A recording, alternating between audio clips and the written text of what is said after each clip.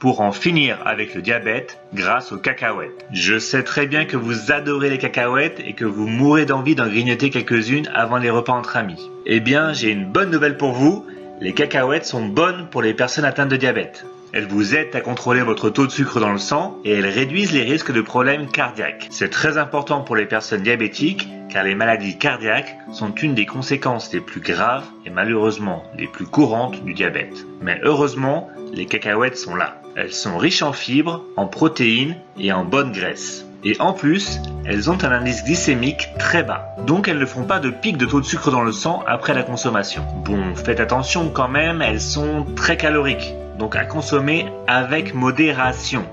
C'est bien de les consommer un peu avant les repas, en apéritif, car elles réduisent l'appétit en donnant un sentiment de satiété.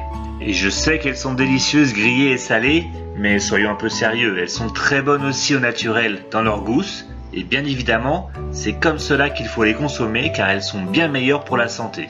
Et en plus, les cacahuètes en gousse se conservent facilement pendant 3 mois dans un récipient bien fermé au réfrigérateur. Maintenant, revenons un peu sur les avantages des cacahuètes contre le diabète. Premièrement, elles sont riches en fibres, donc elles favorisent la digestion des sucres par l'intestin et cela aide à contrôler le taux de sucre dans le sang. D'ailleurs, vous ne le savez peut-être pas, mais les cacahuètes ne sont pas de la même famille que les noix et les noisettes. En effet, les noix poussent à l'air libre et ont la coque dure pour protéger leurs graines, alors que les cacahuètes poussent sous terre et ont une coque assez molle. Le nom cacahuète signifie d'ailleurs cacao de la terre en langage aztèque, car les Aztèques ont été les premiers à les cultiver. Et les cacahuètes font donc partie de la famille des légumineuses, comme les lentilles, les fèves et le soja.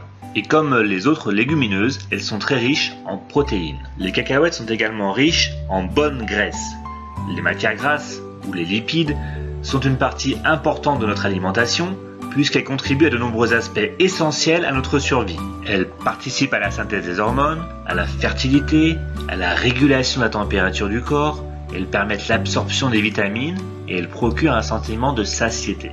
Mais attention, il y a de mauvaises graisses, comme les graisses des viandes et des produits industriels, encore pire, qui font monter le cholestérol, alors que les bonnes graisses, comme celles des cacahuètes, ne font pas monter le cholestérol, ce qui est très important car les maladies cardiaques sont souvent un risque majeur quand on souffre de diabète. Les cacahuètes contiennent également des vitamines B, C, E et elles sont riches en potassium.